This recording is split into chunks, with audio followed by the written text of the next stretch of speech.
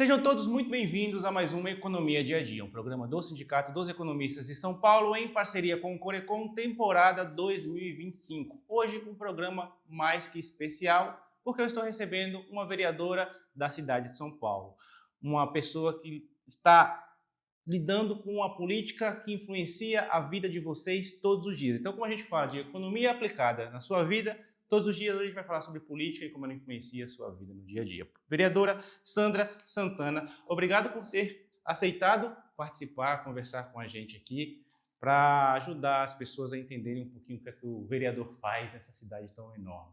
Eu que agradeço, Beto, cumprimentar todos que estão nos assistindo e espero que a gente tenha aqui momentos bem produtivos que possam trazer aí para as pessoas, né, algumas informações importantes do trabalho de um vereador, ainda mais um vereador de uma cidade como é São Paulo, 12 milhões de habitantes. 12 milhões de habitantes. Seu segundo mandato. Meu segundo mandato. O que foi diferente nessa segunda eleição comparado com a primeira lá de 2020? Bom, 2020 nós tivemos um momento muito difícil, né, para falar em termos de campanha eleitoral, de ir para a rua, de falar, olha, sou candidata, eu posso te representar, porque Uhum. nós vivíamos aquele momento da pandemia, então nós não podíamos sequer nos reunir com as Sim. pessoas, como é de hábito, né, estar lá junto da comunidade, nas casas das pessoas, e muito do que a gente fazia era de forma virtual.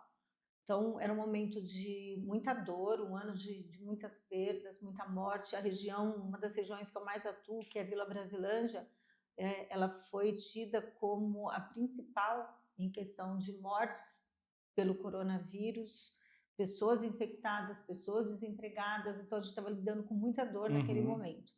Mas ainda assim, eu consegui receber a confiança das pessoas e fui eleita com quase 20 mil votos.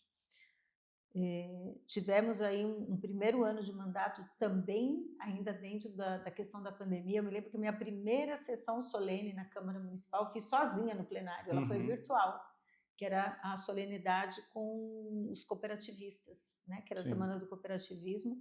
Imagina você naquele plenário gigante, você sozinha, eu, cerimonialista e um assessor meu, porque nós não podíamos ter contato. Uhum. Aí depois, aos poucos, as coisas foram engrenando, tivemos a retomada econômica, e aí o nosso mandato começou, de fato, a tomar corpo na rua. E aí a gente, assim, é um mandato que de segunda a segunda a gente está na rua ouvindo a população. Já 2024, no ano passado, nós já tivemos a condição de fazer uma campanha como aquelas que nós sempre O corpo a fizemos, corpo. no corpo a corpo, de estarmos na rua, e também já com uma entrega de quase 4 anos de Uhum. serviço como vereadora. Eu tenho 31 anos de vida pública. Eu fui chefe de gabinete na Assembleia Legislativa do deputado Celino Cardoso, fui subprefeita de Perus, fui subprefeita da Brasilândia, então a gente já tinha história em Uhum. 2020 para pedir o voto. Mas em 2024, somada a toda essa história, foram 4 anos de um mandato muito bem trabalhado, onde as pessoas puderam nos conhecer um pouco mais e o resultado veio, a gente dobrou a votação. Você era uma candidata conhecida na sua região lá na primeira eleição? Porque você tem 30 anos de vida pública, mas Bastidores, de né? bastidores. É. Você era conhecida? Não, eu era conhecida pelas pessoas que a gente costumava atender dentro do mandato do deputado Celino, Uhum. né, as lideranças, a população em si, quem conhecia um pouquinho mais era o pessoal lá em Perus, porque eu havia sido subprefeita, mas isso daí já lá 2007, 2009, então já tinha passado um bom tempo, apesar de ter família lá, mas não é uma família muito grande. E a galera da Brasilândia, porque freguesia do Brasilândia, que eu tinha acabado de ser subprefeita. Eu Uhum. saí em março de 2020 pelo afastamento legal que é necessário ter no ano de eleição, e na sequência veio a pandemia. Então, Uhum. quem me conhecia um pouco mais eram essas pessoas. Você teve que fazer uma mudança muito radical na sua estratégia de campanha, porque você pensava numa estratégia convencional, corpo a corpo, visitar as pessoas, e aí veio a ruptura da pandemia. Como essa mudança foi muito radical, o que é que você precisou implementar para fazer a sua campanha funcionar e você ser eleito? Então, Beto, na verdade é assim, nós tivemos que fazer sim algumas mudanças, né, até para poder atender tudo aquilo que a legislação direcionava. Por outro lado, eu nunca deixei de estar presente naquele momento de dor da comunidade. Uhum. Então, o meu dia a dia naquele 2020, ele iniciou como subprefeita até março, que naturalmente eu já estava na rua. De março até o momento da eleição, eu estava num apoio, na verdade, a gente acabou ajudando uma entidade social, uma organização social do território, na busca de mantimento, cesta básica, a gente serviu de apoio para eles. E durante esse período, eu também me fiz presente na rua, não entregando cesta, porque eu fiz assim, olha, muita gente falava assim, você precisa ir para a rua, aproveita, né, ano de eleição. Eu fiz, jamais na minha vida alguém vai ver uma foto, uma imagem minha, né, usando da desgraça alheia para me promover politicamente. Muita então, gente fez isso, né? Muita, E é de muita. muito... Não, eu Não é de jamais bom faria tom isso. fazer Não. isso, não é? Mas, por exemplo, Uma nós falta... tivemos regiões ali, por exemplo, uma região que foi muito afetada, a Capadócia, que é uma área extremamente carente lá da Brasilândia, o chão é de terra. Uhum. Agora que melhorou, que a gente conseguiu levar água, levar esgoto, levar iluminação pública nesses 4 anos. Sim.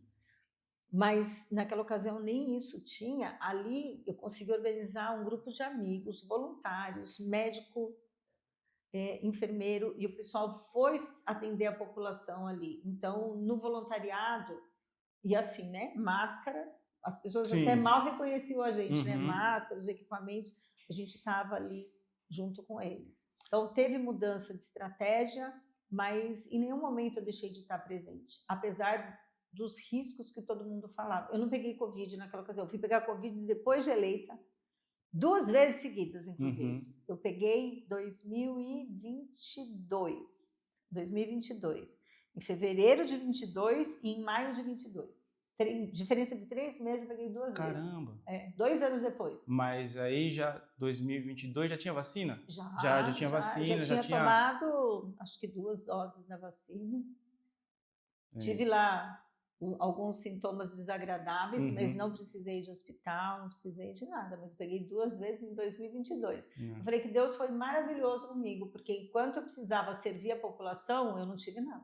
Eu tive a sorte de não pegar Covid. Que bom. Eu passei, mas eu também tive a possibilidade de trabalhar em casa, né, isolado, e aí, na época meu avô era vivo, ele estava comigo, então assim, era todo cuidado triplicado por causa dele. Importante. Você se tornou, era um objetivo seu se tornar, porque você trabalhou na política muito tempo nos bastidores, era um objetivo seu ou Nunca. Você foi meio que colocado? Assim, Nunca porque foi. Eu conversei com alguns políticos e todos falam que, olha, meio que me colocaram, falaram, é a sua vez, vai lá. Já tem outros que têm um objetivo, você tinha esse objetivo? Meu objetivo foi assim, o deputado Celino, ele já estava no 6º mandato enquanto deputado, e quando ele estava no 3º mandato, ele falou, eu vou parar. E nós que trabalhávamos com ele, a gente falava assim, você não pode parar porque você é o único político desse território. Se você parar, como fica essa região? E aí aconteceu que em 2016 nós elegemos a Aline Cardoso, também economista, acabou, né, de se formar, de se tornar mestre em economia há poucos dias. A Aline, filha dele, nós a elegemos vereadora. A gente falou assim, bom, agora o negócio vai, né? Então a Aline se elegeu vereadora, daqui a um tempo a gente lança a Aline como deputada estadual. Só que a Aline, ela assumiu como vereadora em janeiro, em julho, o João Dória chamou ela para ser secretária de Desenvolvimento Econômico e Trabalho. E ela nunca mais saiu de lá. Entendi. Ela ficou durante 7 anos seguidos. E em 2018, o Celino falou, bom, a Aline não vai, porque ela está prestando um serviço importante para a cidade, eu vou parar, porque ele entendeu que ele tinha já cumprido a missão dele enquanto político. E é interessante, Beto, porque um político, às vezes ele se mata para chegar lá. Sim. E depois que ele chega, ele se mata para não sair de lá. E o Celino, ele não. E normalmente o político sai quando ele perde a eleição, quando ele morre ou ele é preso. O Celino saiu porque ele quis sair. Mas não é assim que sai? É verdade. É desse jeito. E ele não, ele falou, não, eu vou, parei, já dei a minha contribuição, né? Ele tinha os objetivos dele que ele queria seguir. Eu falei, bom, se você vai parar, como eu comecei junto com você, eu vou sair também, vou encerrar junto com você. Ele falou, não, você vai ser candidata a deputada estadual no meu lugar. Eu falei, mas não vou mesmo. E fui. E você teve uma votação expressiva, né? Para deputada estadual foram quase 44 mil votos. Foi minha primeira candidatura em 2018. Foi aquele ano que a polarização política iniciou. Então a gente teve uma mudança radical, inclusive na postura dos eleitores. Deixa eu te interromper. 2018 era o começo dessa polarização que a gente vê hoje, mas já havia desde 2013 uma aversão muito grande à política. A gente teve um período muito tempo que as pessoas estavam com essa de eles não me representam, essa política não me representa, uma aversão à política, não necessariamente a nomes e à política, mas à política. Como que foi se lançar candidata num período assim? Então, uma das coisas que aconteceu em 2018, que segue acontecendo, mas a gente conseguiu, inclusive, começar a plantar umas sementes na cabecinha das pessoas que a gente tem o contato, que está ali na linha de frente, porque assim, ninguém é obrigado a gostar de política. Ninguém é obrigado, mas a pessoa ela tem que ter a consciência de que a política é o único meio de transformação de vida e dos territórios. Sem política não existe governo. E que se nós temos bons políticos, foi a população que escolheu. Se nós temos maus políticos, foi a população que escolheu. Então, quem tem que mudar, na verdade, é a população. É isso aí. É a sua postura na hora da escolha. É saber em quem está votando, quem é a pessoa, com quem ela está aliada, quais são os projetos dela. Ah, mas como que eu vou saber da vida da pessoa? Do mesmo jeito, eu brinco na comunidade, do mesmo jeito que você fica lá investigando a vida da sua sogra, da sua cunhada, da sua vizinha, da sua amiga, do seu ex-namorado, faça isso com o político. Se você consegue descobrir tudo da vida de todo mundo, a do político você também consegue. Então, vai lá. Porque quando você vai lá na urna e você digita lá um número e confirma, você acabou de assinar uma procuração em branco. Como que você dá uma procuração em branco para qualquer pessoa? Você cata o papel na rua no dia da eleição e fala, esse aqui é feio, não gostei. Esse aqui é gorda, não gostei. Ah, esse aqui é bonitão, então é nesse daqui que eu vou. Pode ser desse jeito. A pessoa vai ter 4 anos para resolver a sua vida e você escolheu ele porque ele é bonito. Tudo errado. Então, eu venho falando nesses últimos 4 anos e 9 meses que eu sou vereadora em todos os lugares que eu vou. Aprendam a escolher. Não escolham pessoas que não têm compromisso com o território, que não têm compromisso com a causa que você se identifica. Eu não sou vereadora de causa. Não sou. Mas eu tenho colegas que são. Então, quem que defende? A causa animal, a mulher, enfim. Eu tenho colegas vereadores que estão lá, que são vereadores de bandeira, eu não sou. Mas a população tem que aprender a escolher. Então, fala assim, eu prefiro votar em branco, prefiro votar nulo. Parabéns, você sai da sua casa para ir lá na urna votar branco e nulo. Aproveita e fica 4 anos, zíper na boca, não fala nada, porque você se omitiu. Quando a gente fala de vereadores, vocês têm uma posição, no meu ver, muito privilegiada, porque eu acho que de todos os políticos, vocês são aqueles que estão mais próximos da população. Verdade. São aqueles que as pessoas veem, se identificam, conversam. Quando o vereador se dispõe a falar. Sim, né? A gente está falando aqui de um arquétipo ideal. Né? As pessoas, teoricamente, não têm medo de se aproximar. E talvez por isso que seja muito mais fácil você ter uma bandeira, porque aí as pessoas se identificam com essa bandeira e aí votam nesse político e etc. E aí você fez uma observação muito pertinente, quando o vereador se dispõe a fazer essa aproximação. Existem muitos políticos que evitam fazer isso e aí as pessoas em casa veem vocês, a figura política, com um certo distanciamento. O que é bom quando você vai criticar, mas é ruim quando você vai escolher alguém para votar. A minha pergunta é, As pessoas hoje têm todo esse sentimento que a gente falou aqui em relação à política por causa, talvez, desse distanciamento. Elas não saibam exatamente o quanto que a política influencia na vida delas todos os dias. E aí, de 4 em 4 anos, você vai lá e escolhe um nome. A cada 2 anos, você vai lá e escolhe um nome. Mas é importante as pessoas saberem o quanto que vocês se preparam para estar lá. Não basta só você conhecer as pessoas, porque se fosse assim, todo líder comunitário conseguiria se Qualquer eleger. influenciador Né? era, né? Qualquer influenciador é. Então, para as pessoas entenderem um pouco como que você se preparou para se tornar vereadora, o que você tem que estudar, com quem que você tem que conversar, quais experiências você tem que buscar para se tornar uma candidata viável e uma vereadora competente para exercer a sua função. Eu vou responder, mas antes eu vou falar algumas coisas. As pessoas precisam tirar o político do pedestal. As pessoas têm que tirar esse negócio de o político está lá, inacessível, ficar idolatrando o político. Não façam isso.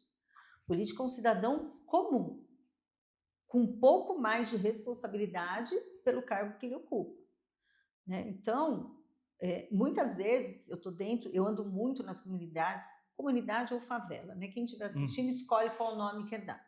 Porque às vezes você está num lugar, a pessoa fala, eu falo assim, comunidade, aqui é favela, você fala favela, aqui é comunidade. Falo, então é os dois, aí vocês escolhem, né, o nome.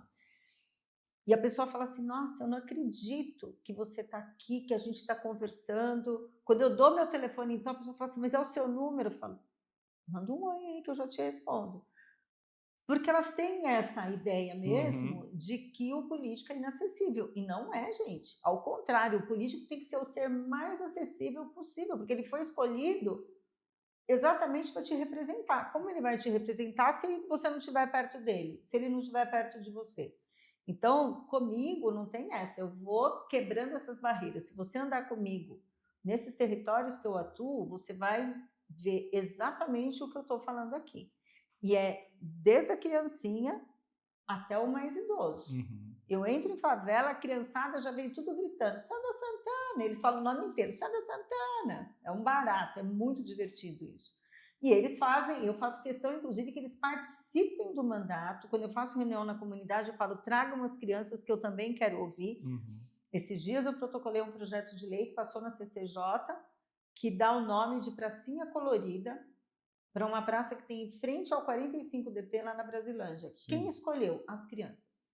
Dentro de uma oficina que a gente fez. Então, a gente tem que quebrar essa barreira toda entre o político, entre essa distância.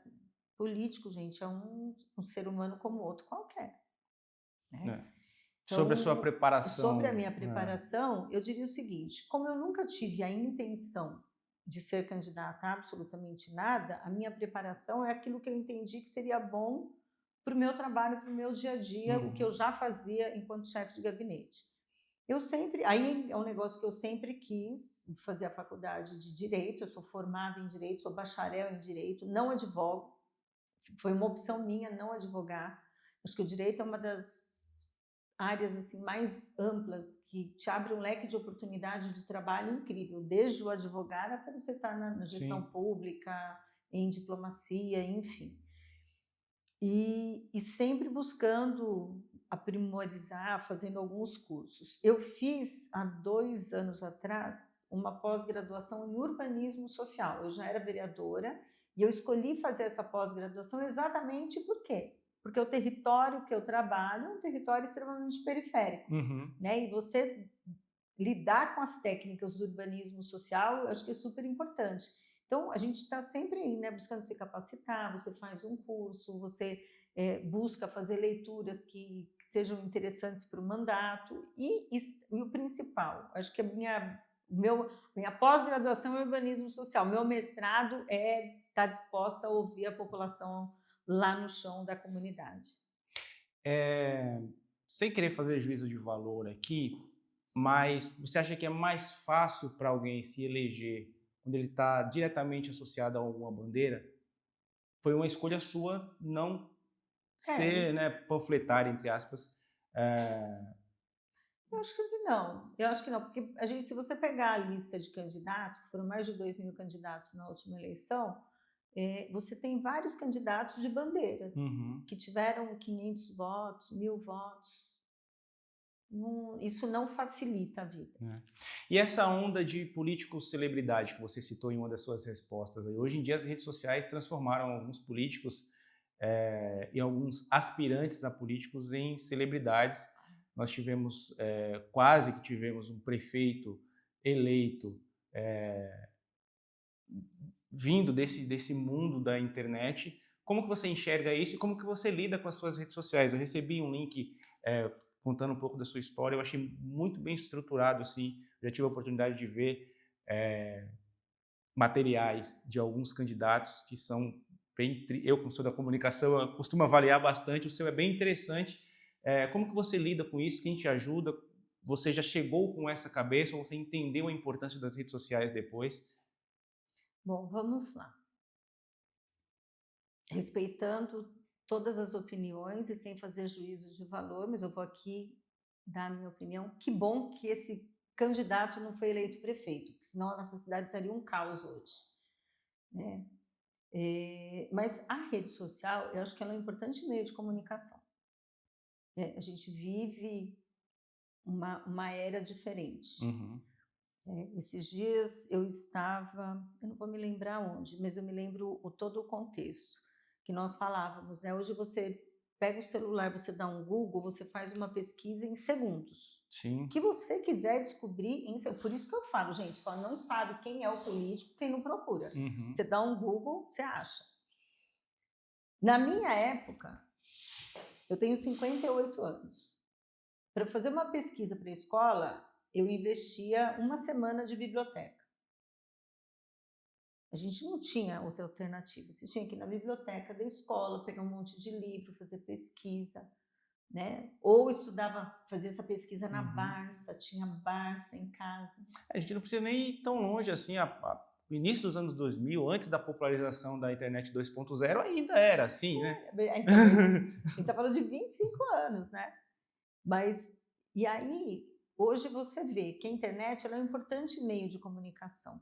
Agora, você veja, eu tenho 24 mil seguidores, mas eu recebi voto de quase 40 mil pessoas. Eu não tenho nem o número de seguidores do número de pessoas que me elegeram.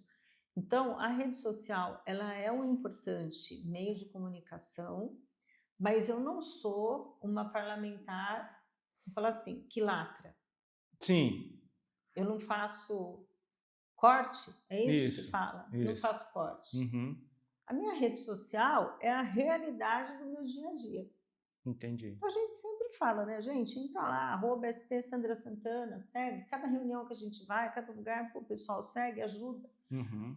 Então, eu não faço esse biotipo de político de internet. Não tenho absolutamente nada contra ou a favor.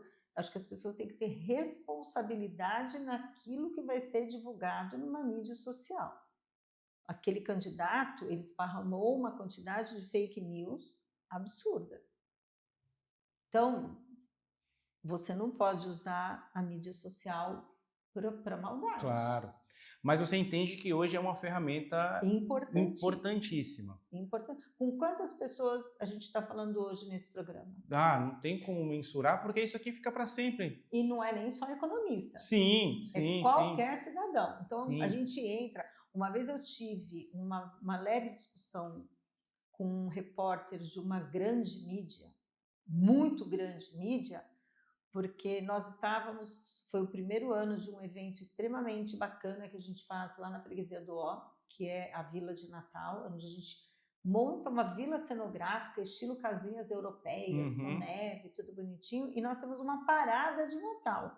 Quem está assistindo é só ir lá nos 3 finais de semana que antecedem o Natal, que a gente está lá. Nossa parada de Natal é tipo Gramado. Entendi. Tipo Disney, na proporção freguesia. Sim. Carros alegóricos, alas, é um desfile muito bonito. E quando o pessoal falou, olha, fala com a vereadora, porque ela idealizou, ele falou, com político eu não posso falar. Eu falei, filho, se eu estivesse batendo panela na porta da Câmara, você Isso. falava comigo. Uma ação positiva não pode.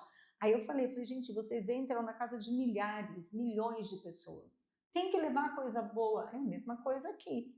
A gente está gravando um programa, como você falou, vai ficar para a vida. Fica pra vida. Sabe Deus, daqui quantos anos vão estar assistindo. Acho que a internet vai estar muito melhor do que já é hoje. O povo vai falar, nossa, olha como eles eram arcaicos naquela época. É verdade. Olha, estão sentados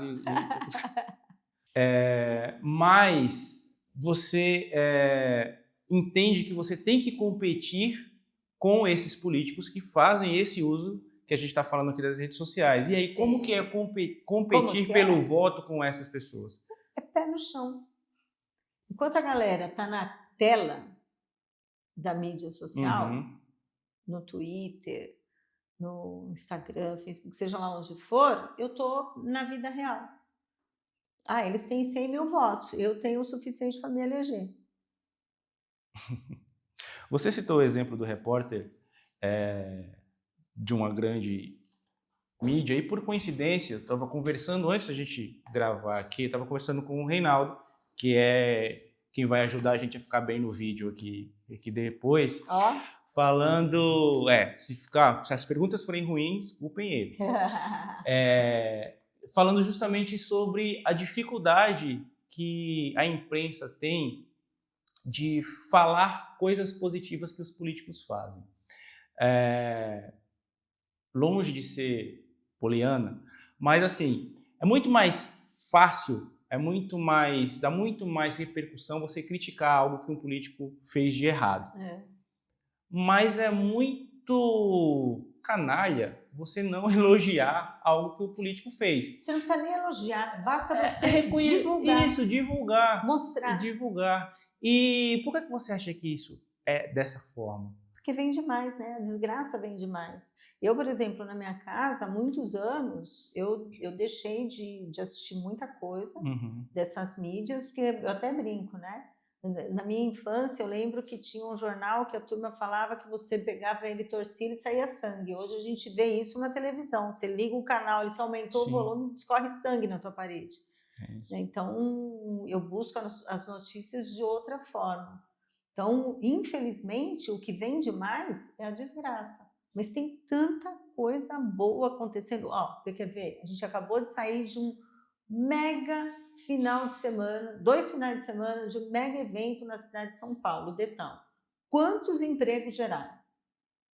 Quanto movimentou a economia? Quanto o setor da cultura, do turismo, da gastronomia cresceu nesses 2 finais de semana que aconteceram no Detão? Quase você não ouve falar disso. Sim, saem notas de rodapé. O show da fulana foi legal, mas, gente, o que a cidade ganhou com tudo isso? Claro que os shows são incríveis mesmo, mas o que a cidade ganhou? O Vale do Anhangabaú também está se tornando um polo super interessante, cultural, tanta coisa na área de esportes que está acontecendo. Não vê. Você, no começo da nossa conversa, você citou que tem de saber o momento de parar quando você está na política, né? E você está numa casa onde tem alguns nomes que já estão lá há muito tempo e que aparentemente não souberam, não acham ainda que chegou o momento de parar, apesar de algumas pessoas acharem. Você tem um plano de, olha, com a minha cidade aqui na vereança eu consigo ficar por esse período e aí eu vou dar um passo a mais ou eu vou me dedicar a outra coisa? Você tem isso em mente ou não? Eu tenho sim, Beto. Eu acho que assim, eu não quero me eternizar.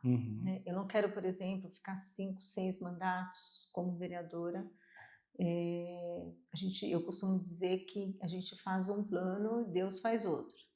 Eu gostaria de cumprir esse meu 2º mandato como vereadora, quem sabe para um 3º mandato, acho que 3 mandatos, você ficar quase que...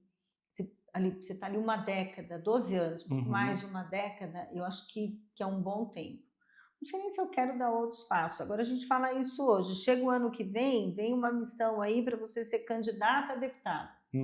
aí já muda todos os seus planos. Uhum. Mas se eu puder continuar como vereadora, eu acho que 3 mandatos é um número razoável, na minha avaliação, para todo mundo, mas cada um sabe qual é o seu melhor tempo, né? A gente falou muito sobre sua primeira eleição. Eu queria falar um pouquinho sobre a segunda. Foi mais fácil? Foi mais... Tirando o aspecto pandemia e toda essa mudança digital que a política teve que se adaptar, foi mais tranquilo? As pessoas já te conheciam? Foi mais fácil? No quesito conhecimento, ok. Porque tem aquela máxima de quem trabalha com comunicação e faz captação de cliente, é muito mais caro você captar um cliente do que você manter esse cliente. No voto, eu acho que deve ser muito mais complicado você conquistar um voto do que você manter. Ou não funciona assim? Não. É difícil você captar o voto e é difícil você manter o voto. Então, eu, por exemplo, eu fui eleita em 2020 e tomei posse 1º de janeiro de 21. Do dia 1º de janeiro de 21 até o dia da minha reeleição em 24, eu não parei. Eu praticamente não tive sequer férias. Eu tive num ano eu tirei 10 dias, fui conhecer a Serra da Mantiqueira, não conhecia aquela região Tinha ido a Campos do Jordão uma vez, mas toda aquela região, e acho que é uma das regiões mais bonitas do estado. Bonitas e saborosas, porque a mantiqueira tem um sabor incrível. Fui em 2024 mesmo, janeiro, que eu peguei 15 dias, fui até a Colômbia, porque eu estava fazendo um estudo de um novo modelo de transporte para as áreas periféricas de São Paulo. Então eu fui até a Colômbia visitar não só esse modelo que lá tem, que são os teleféricos, mas também visitar os projetos sociais que tem na cidade de Medellín. Então, das 2 semanas que eu fui para lá, eu trabalhei 10 e descansei 4. Um foi o vai e vem de avião, né? Então, a manutenção, ela durou 4 anos. Então, não, se a gente pensar assim, não é fácil. Quando você é midiático, você não precisa fazer nada além de barulho na mídia. Né? Não menosprezando o trabalho, pelo amor de Deus, dos colegas que são A gente não está fulandizando. Não, mas quando você tem lá o seu seguidor, você fez um barulho, você explode. Você não precisa ir para a rua, você não tem o trabalho de estar ouvindo as pessoas, você tem os seus finais de semana livre. Eu escolhi ter esse outro trabalho. Meu final de semana é dentro da comunidade, que é quando as pessoas estão. Durante a semana elas estão trabalhando.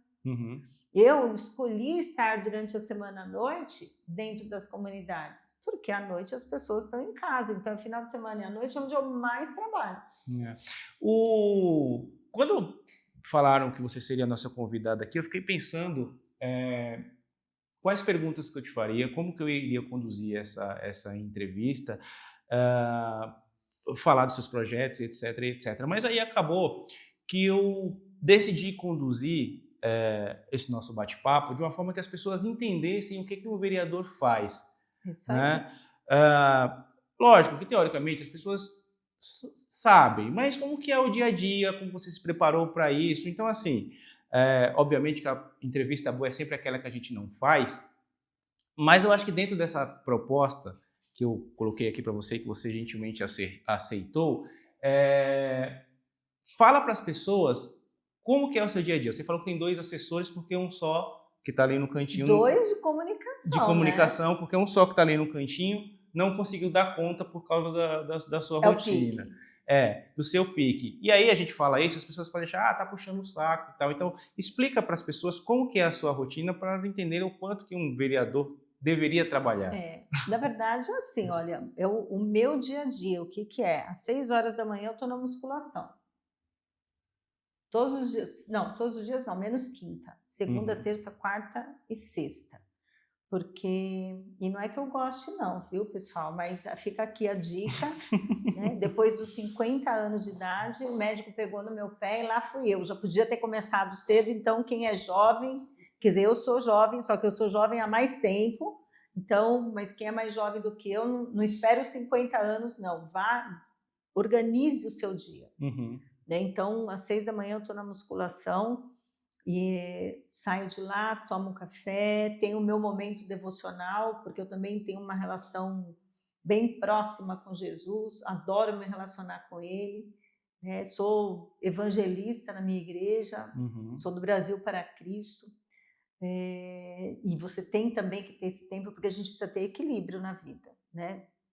O nosso dia, a vida, ela tem que ter, você tem que ter um equilíbrio no trabalho, um equilíbrio familiar, um equilíbrio, né, do seu relacionamento com a tua espiritualidade, com Cristo, enfim. Se um tiver para baixo, dá um desequilíbrio. E aí eu começo a minha rotina de agenda, gente. E aí eu tenho atendimentos lá no nosso escritório, que fica na freguesia do Ó. Saio do escritório, vou para a Câmara. Quando você fala em atendimentos, você recebe quem? Quem quiser falar comigo. E como que as pessoas chegam até você? É só fazer o contato com a nossa rede, né? Que o pessoal tem um número específico da agenda. Pode fazer, muita gente chega através de nós. Chega até nós através do Instagram, do Facebook, faz os pedidos. A gente tem uma equipe de comunicação, porque, pessoal, é ilusão achar que eu dou conta de responder todas as mensagens eu sozinha em rede social. Não dá. Graças a Deus, são muitas mensagens. Então, eu tenho uma assessoria que fica lá no escritório, tenho uma assessora na área da segurança, 2 na área da saúde, um na área da educação, na área do esporte, na área da cultura, da infraestrutura. Né? Tenho pessoas que dão apoio no mandato, porque falam assim, eu fui no escritório e você não estava. Graças a Deus, eu estava trabalhando, estava na secretaria, buscando o retorno das demandas, porque a gente tem que visitar a secretaria, as empresas públicas, aonde tem a solução dos problemas que as pessoas nos pedem. Tenho que estar lá na Câmara Municipal, então recebo também audiência na Câmara Municipal. É que o horário do plenário, eu sou muito presente no plenário, eu gosto de, a gente veio no carro, né, Roger, falando, amanhã pode ser que eu tenha direito à fala no plenário, eu já estou preparando hoje o que a gente vai falar amanhã, né, qual a informação que a gente leva para a população.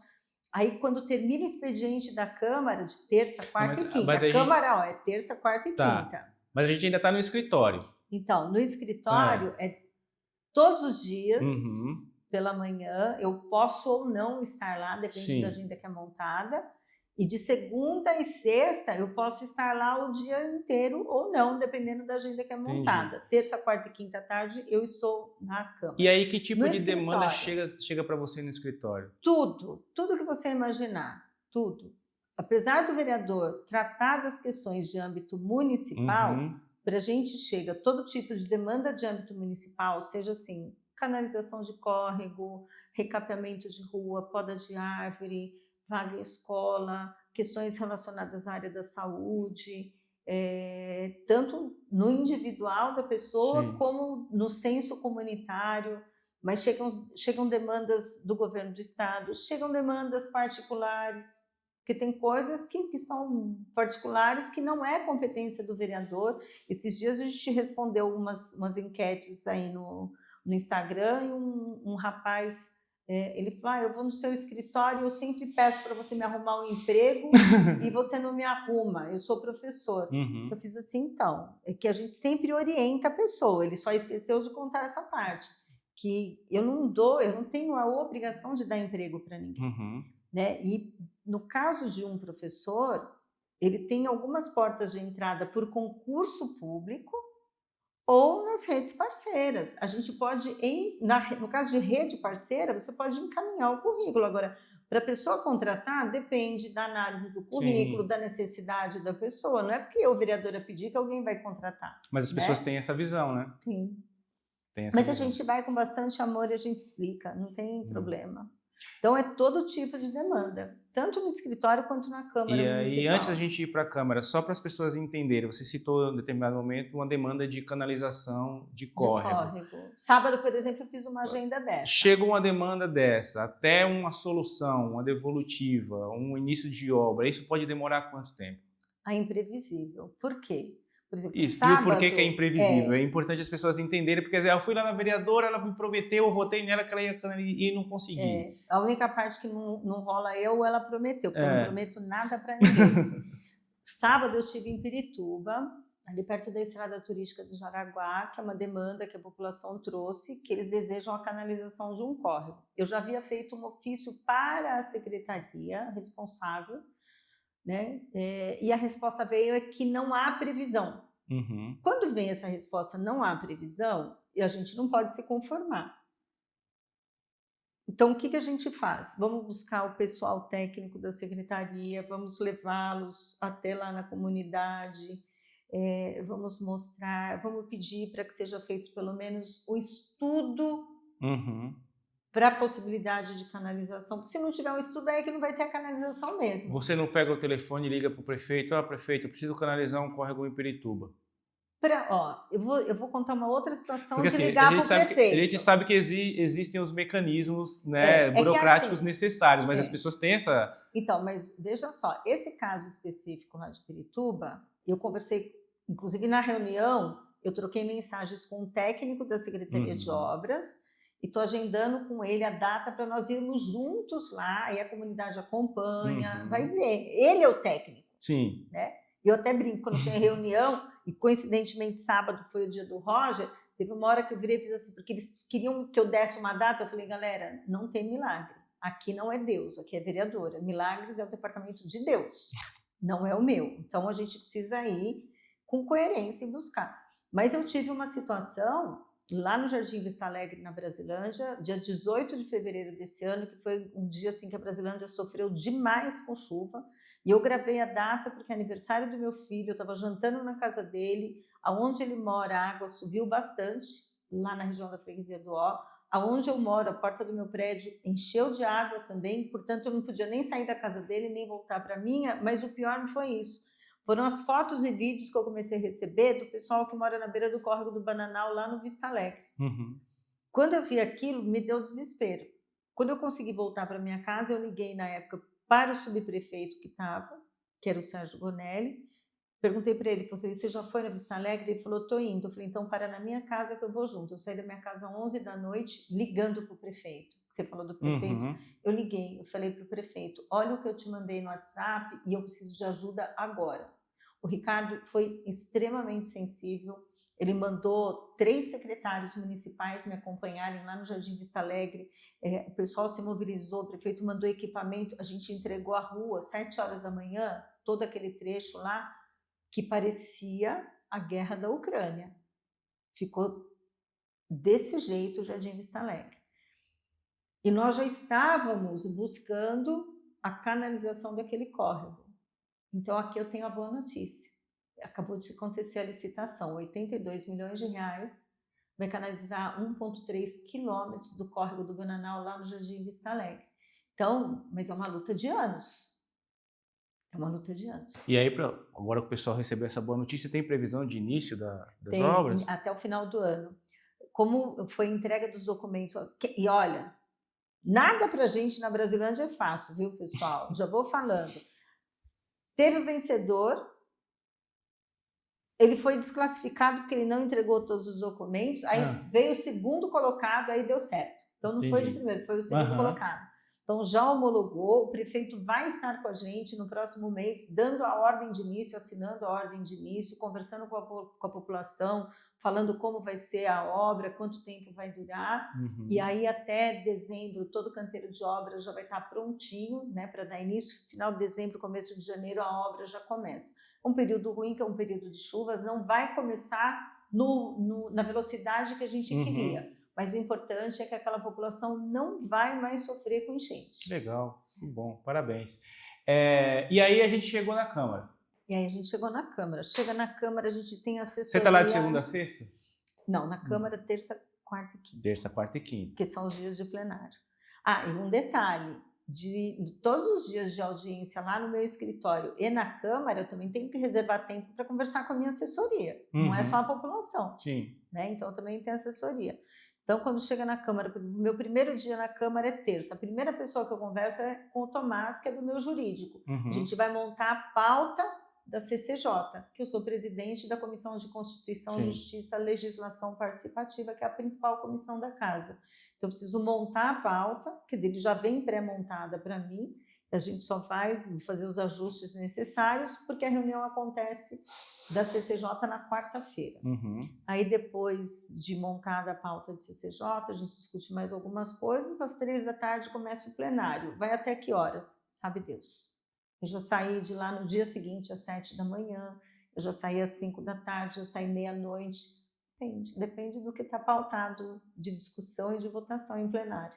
Mas aí, Sandra, você fez toda essa preparação para se tornar vereadora, você fez todo essa preparação para conversar com a comunidade, se tornar uma pessoa conhecida, como você disse. Você vai em loco ver as demandas do seu eleitorado, você dá atendimento no seu escritório a semana inteira, você chega na Câmara, a primeira pessoa com quem você conversa é o seu assessor jurídico, porque você preside a CCJ, e aí você chega no plenário e começa a ouvir debates sobre, sei lá, menino veste azul, menina veste vermelho, umas banalidades que é o que aparece pra gente. Muita discussão nacional hoje no plenário municipal. Então, não é frustrante? É um pouco, sim. Às vezes, assim, com bastante amor, que a gente tem a possibilidade de conversar com os colegas, a gente fala, gente, com bastante amor é ótimo.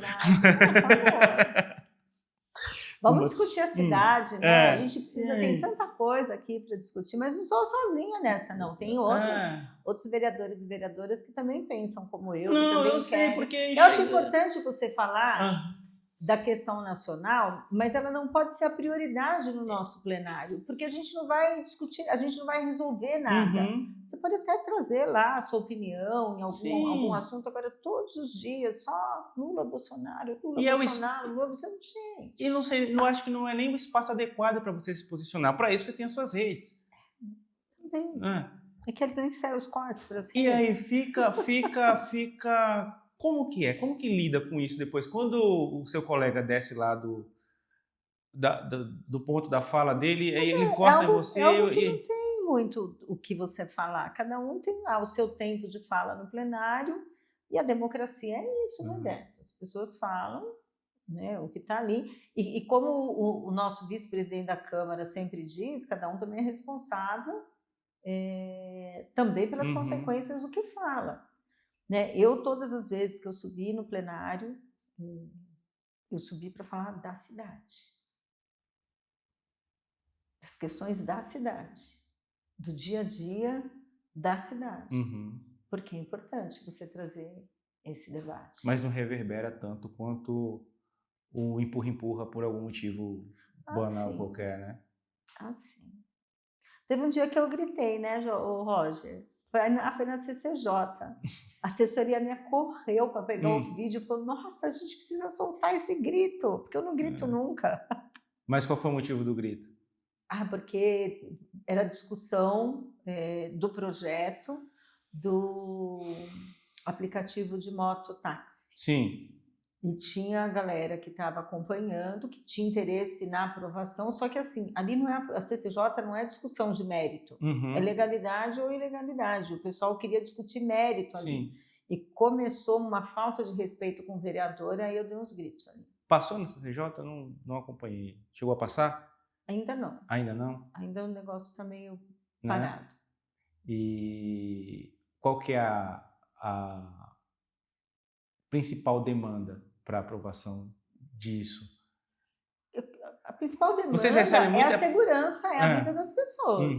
Né? A forma com que está sendo discutido, com que está sendo trazido, com que os aplicativos querem que aconteça, nós já promovemos várias audiências públicas.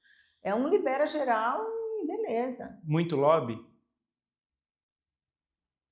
A primeira audiência pública, um dos aplicativos pagou uma quantia em dinheiro considerável aos motoboys que estavam lá. Para irem lá pressionar vocês. Quando parou o pagamento, esvaziou o plenário. Caramba. E aí são... Não sou eu que estou falando, está na mídia, Sim, viu? claro. Não, não, sim. Se alguém falar, tá... não estou acusando não, está na mídia. É. E o ruim é que é isso, você fala tá na mídia, é isso que aparece, né? É isso que aparece. Aí esse trabalho que você descreveu pra gente aqui ao longo dessa conversa não ganha destaque, as pessoas não acham, aí acaba no final ficando naquele debate ralo de o vereador não trabalha, o prefeito não liga, o governador não se A mídia me importa. deixou bastante no ar no começo desse ano, quando eu protocolei o projeto de lei do teleférico na cidade de São Paulo. A gente tem um estudo que já soma 3 anos. Infelizmente, o ano passado, por conta daquele candidato que soltou a história de teleférico, mas era uma coisa bem maluca, nós optamos por não falar Virou meio nada. piada isso, né? Por causa dele, né? Por isso que o nosso projeto, que já tinha 2 anos de estudo, nós não colocamos em campanha, o prefeito não falou, eu também não falei, para não cair no descrédito, porque o nosso projeto é um projeto sério, a gente está estudando. E é viável? Totalmente. Se Deus quiser, até o final do ano que vem a gente já começa.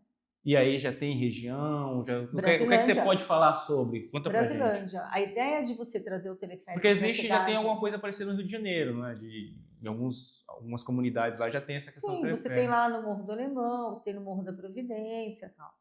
A ideia nossa, o meu projeto de lei é muito claro, é você levar o teleférico como alternativa de transporte público para as áreas de difícil acesso. O que são áreas de difícil acesso? São áreas como a Brasilândia, por exemplo, aqueles morros onde a gente tem lá no topo o Céu Paz, que está em cima do Jardim Paraná, embaixo é o Jardim Damasceno, que o ônibus não chega lá. Você consegue chegar com uma van, as ruas são muito estreitas, é um lugar muito íngreme, é impossível o ônibus chegar. Então você tem que dar uma alternativa de transporte público para essas pessoas. Nós estamos afastados do centro da cidade. Quando a pessoa consegue entrar no ônibus, quem está no meio do caminho já demora muito para conseguir entrar, porque o ônibus já passa lotado. Então, nós temos o nosso projeto, ele é um círculo que tem uma perninha aqui, e eu vou explicar por quê. Ele sai daqui do topo do Céu Paz, ele vem, faz um C, chega no metrô Brasilândia. Então, a gente consegue tirar a galera que está lá no Céu Paz, cerca de 20 mil pessoas que moram naquele território, e chega até o metrô Brasilândia. São 4, 5 estações esse percurso. E você tem o círculo inverso também, que você atende do Céu Paz, mas no sentido contrário. E essa perninha é a possibilidade de levar as pessoas até o terminal Cachoeirinha. Com isso, a gente vai economizar na vida das pessoas de 40 a 50 minutos por viagem, tanto de manhã quanto de tarde. E isso atenderia quantas pessoas? O estudo que a SP Trans fez, a gente atende 40 mil pessoas por dia. Caramba! E previsão para isso? Então, está concluindo os estudos, com as possibilidades agora, né, contratuais. A prefeitura está vendo qual o melhor modelo, mas a gente deve, antes do final do ano, anunciar de que forma vai acontecer e, se tudo correr bem, até o final do ano que vem começar a obra. Que legal. Sandra, para a gente encerrar, eu sei que você tem compromissos, eu queria que você falasse um pouquinho sobre a solenidade que teve lá na Câmara, dos 90 anos do Sindecom. Você foi uma das responsáveis pelo evento. Eu queria que você contasse, a gente já conversou lá, eu te entrevistei lá, mas eu queria que você contasse um pouquinho como foi a organização de tudo e sobre essa solenidade lá. Olha, foi muito legal. Para mim foi uma honra poder presidir a solenidade de 90 anos do Sindecom. Um assessor meu fez a ponte, né, com o presidente, com o Carlinhos. Nós topamos aí o desafio de ser parceiros de vocês nessa solenidade e receber os economistas, os homenageados, os familiares dos homenageados de forma póstuma, né, trazer o reconhecimento para a categoria. É importante o reconhecimento. Naquela noite, teve algumas coisas que me marcaram, que eu cheguei a conversar com vocês.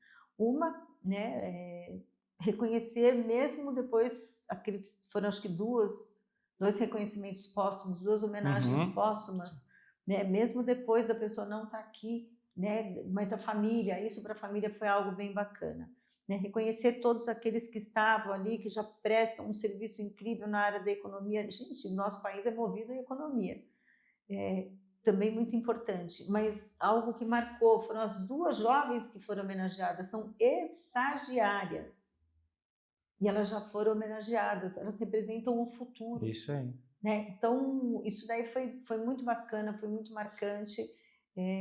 Já disse ao presidente que nosso mandato está super à disposição para a gente já pensar na solenidade do ano que vem, de estar junto com vocês, ajudar, colaborar de alguma forma nesse reconhecimento, mas que a gente também não precisa ficar nesses encontros do mandato com o Sindecom apenas em comemoração.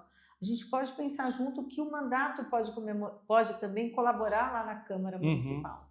Que legal. Sandra, obrigado por ter aceitado essa conversa. Eu espero que tenha feito sentido para você esse bate-papo, porque eu acho que é importante aproximar as pessoas do que faz realmente um vereador, até para que elas não escolham mais com um papelzinho no chão, como você disse. Ou não votem em branco e nulo. Ou não votem em branco e nulo. Então, eu quero agradecer e deixar o espaço para você deixar um recado final.